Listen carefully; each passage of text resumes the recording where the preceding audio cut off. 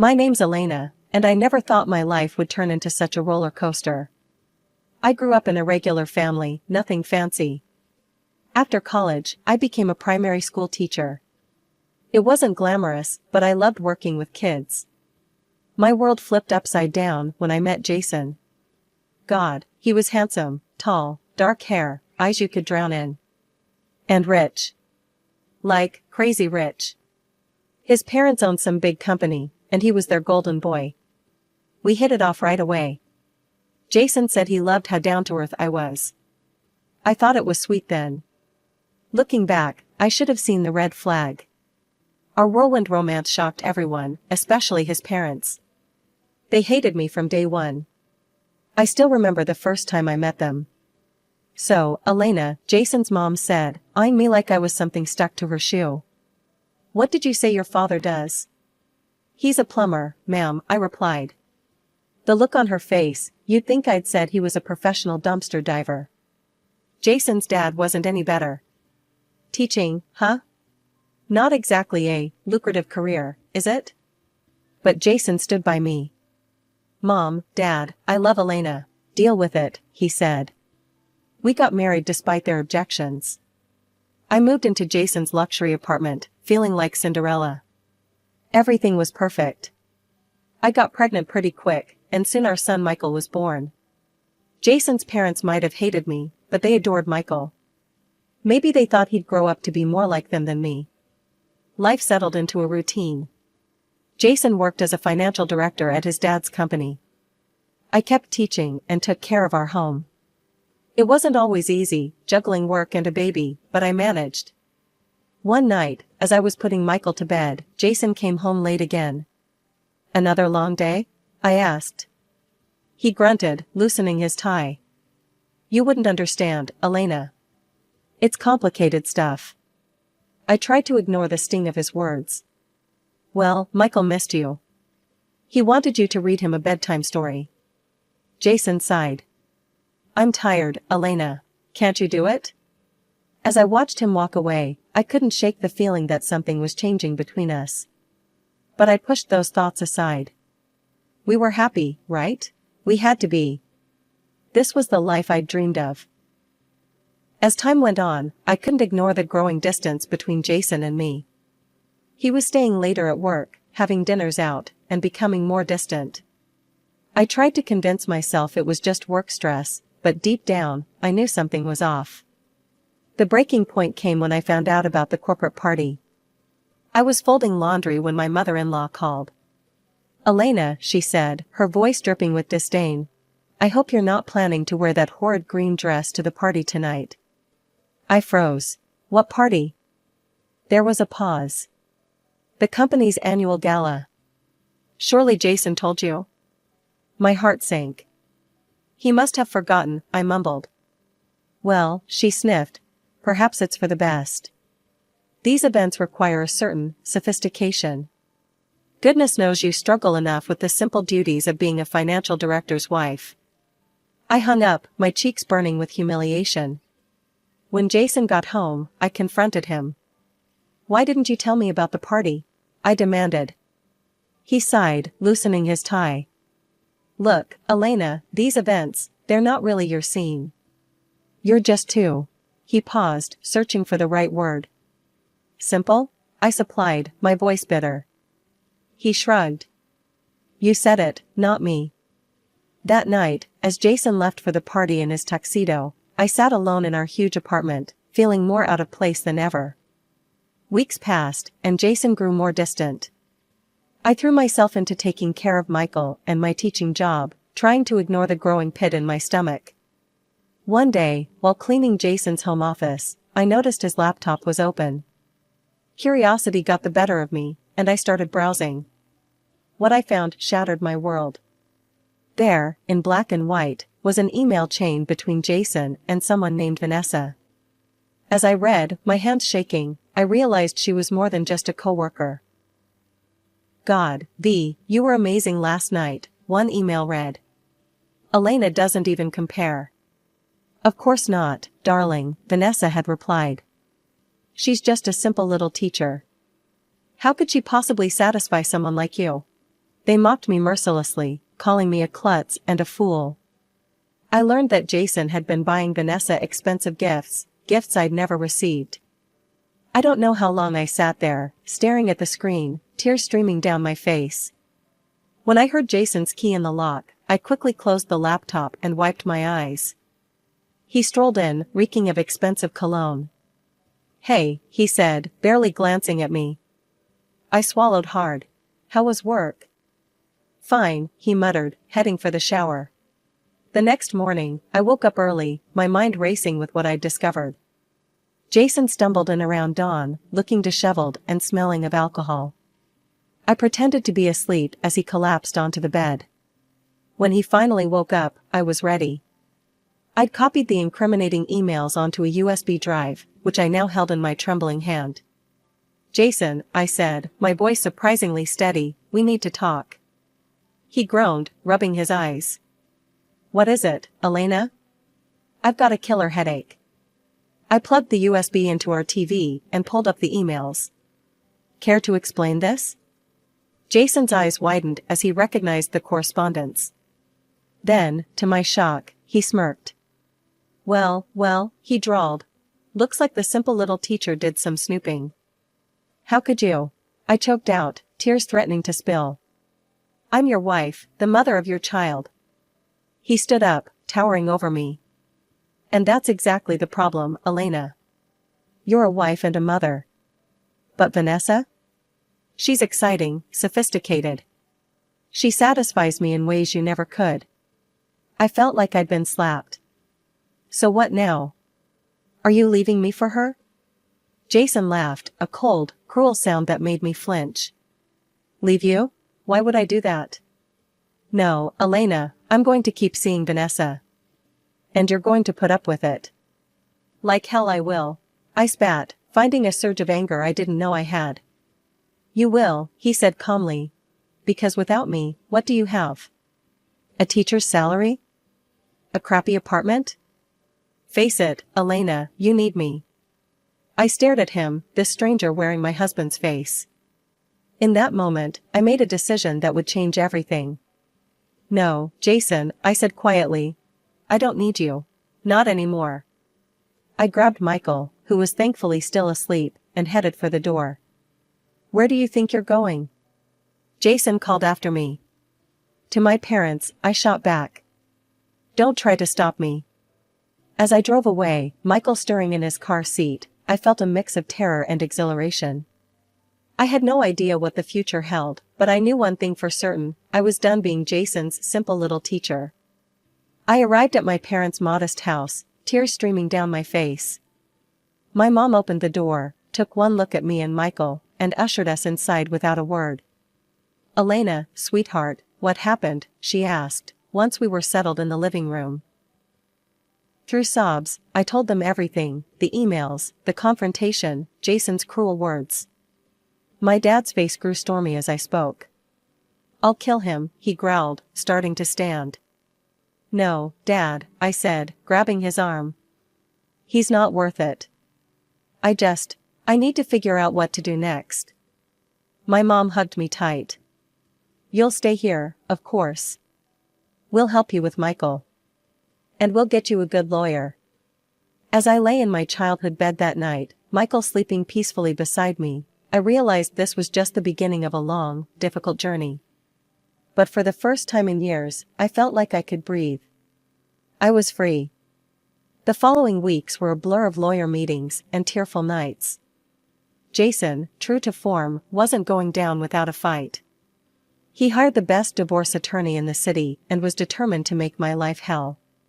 "He's trying to get full custody of Michael," my lawyer, a kind-faced woman named Sarah, told me one afternoon. "He's claiming you're an unfit mother." I felt like I'd been punched in the gut. "What? How can he say that?" Sarah sighed, pushing her glasses up her nose. "He's alleging that you're unstable, that you've neglected Michael." It's all nonsense, of course, but we need to be prepared for a tough battle. And a tough battle it was. Jason threw everything he had at me. He claimed I was mentally unstable, that I'd cheated on him, that I was a danger to Michael. Each lie felt like a knife to my heart. The day of the custody hearing arrived. I sat in the courtroom, my hands shaking as Jason's lawyer painted me as a terrible mother. "Your Honor," he said, his voice dripping with false concern, "Mrs. Parker is clearly unfit to care for a child. She abandoned her marital home, taking the child with her without Mr. Parker's consent. She's unstable, prone to emotional outbursts." I wanted to scream, to tell the judge it was all lies. But Sarah had coached me well. I sat quietly, my face a mask of calm. When it was our turn, Sarah stood up. "Your Honor, my client is a dedicated mother and a respected teacher. Mr. Parker's claims are baseless and, frankly, malicious. We have character witnesses." The judge listened to both sides, his face impassive. When he finally spoke, I held my breath. "Having considered all the evidence," he said, "I find no reason to deny Mrs. Parker custody of Michael. Mr. Parker will have visitation rights and will pay alimony and child support." I let out a sob of relief. Jason's face twisted with fury, but I didn't care. I had one. Michael was staying with me. As we left the courthouse, Jason grabbed my arm. "This isn't over, Elena," he hissed. "I'll make you regret this." I yanked my arm away. "No, Jason. It is over. You lost. Deal with it." Walking away from him, head held high, I felt stronger than I had in years. But I knew this was just the beginning. Jason wasn't going to give up easily, and I needed to be prepared for whatever he might do next. Months passed, and life settled into a new rhythm. I threw myself into teaching, cherishing the moments with Michael, and slowly rebuilding my self-esteem. But Jason wasn't done with us yet. One sunny afternoon, as I was helping my mom prepare dinner, there was a knock at the door. I opened it to find Jason standing there, a stunning blonde woman hanging on his arm. "Elena," he said, his voice sickeningly sweet, "I've come to see Michael. This is Vanessa, my fiancée." I felt like I'd been sucker punched. "Fiancé?" I managed to choke out. Vanessa smirked, her eyes roving over our modest home. "Yes, Jason and I are getting married." "Now, where's the little one?" "I'm dying to meet him." I wanted to slam the door in their faces, but I knew I had to be civil for Michael's sake. "Come in," I said through gritted teeth. As they entered, Vanessa wrinkled her nose. "My, what a quaint little kennel you have here," she said, her voice dripping with disdain. My parents, who had come to see what was going on, bristled at her words. "Now listen here, young lady," my dad started, but Jason cut him off. Now, he said condescendingly. "No need to get upset. We're all adults here, aren't we?" "Well, some of us more than others," he added, eyeing my parents with contempt. That was the last straw. "Get out," I said, my voice low and dangerous. "Excuse me?" Jason said, feigning surprise. "You heard me," I replied, my anger building. "Get out of my parents' house. You can see Michael another time, when you learn some respect." Vanessa laughed, a high, grating sound. "Oh, honey, don't you get it? Jason doesn't need your permission. He has rights, you know." I stepped closer to her, my voice barely above a whisper. "And I have the right to kick you out of this kennel, as you so charmingly put it. Now leave, before I call the police." Jason's face darkened. "You'll regret this, Elena. I'll take Michael away from you, just you wait and see." That night, after putting Michael to bed, I sat with my parents in the living room, my head in my hands. "What am I going to do?" I asked, my voice trembling. "He's going to try to take Michael away, I just know it." My mom put her arm around me. "We won't let that happen, sweetheart. We'll fight him every step of the way." My dad nodded, his face set with determination. "I've got an idea," he said. "Remember Alex, your old friend from school? The one who became a private detective?" I nodded, not sure where he was going with this. "Well," he continued, "maybe it's time we did some digging of our own. Find out what skeletons Jason and his new fiancée might have in their closets." I hesitated. It felt wrong, somehow, to stoop to Jason's level. But then I thought of Michael, of the threat to take him away, and I knew I had to do whatever it took to protect him. Okay, I said, taking a deep breath. Let's do it. Let's hire Alex. The next day, I called Alex. We hadn't spoken in years, but he agreed to meet me immediately when I explained the situation. We met at a small cafe, away from prying eyes. Elena, Alex said, giving me a warm hug. I'm so sorry you're going through this. I filled him in on everything, the affair, the divorce, Jason's threats. Alex listened intently, his brow furrowed. I'll take the case, he said finally. We'll find out what your ex and his new fiancée are really up to. Over the next few weeks, Alex worked tirelessly. I tried to focus on my life, teaching, caring for Michael, helping my parents, but I couldn't help checking my phone constantly for updates. Finally, Alex called me. Elena, you need to come to my office. Now. When I arrived, Alex's face was grim. I found some things, he said, and they're not pretty. He laid out a series of documents and photos. First, your ex's fiancée, Vanessa? She's not who she says she is. Her real name is Veronica Mills. She used to work as an escort. I gasped. Are you sure? Alex nodded. Positive. But that's not all. She's been involved in some serious corporate espionage. She's been leaking information from your in-law's company to their competitors. My head was spinning. Does Jason know? I don't think so, Alex replied. But there's more. Jason himself has been embezzling from the company. He's been siphoning off funds for years. I sat back, stunned. This was bigger than I could have imagined. What do I do with this information? I asked. Alex leaned forward. That's up to you, Elena. But if I were you, I'd use it to protect yourself and Michael. As I left Alex's office, my mind was racing. I had the power to destroy Jason and Vanessa, or Veronica. But was that really what I wanted? The next day, I received an unexpected call. It was my mother-in-law. Elena, she said, her voice cold. We're having a small gathering for my birthday next weekend. We'd like you and Michael to come. As I hung up the phone, I felt a mix of anticipation and dread.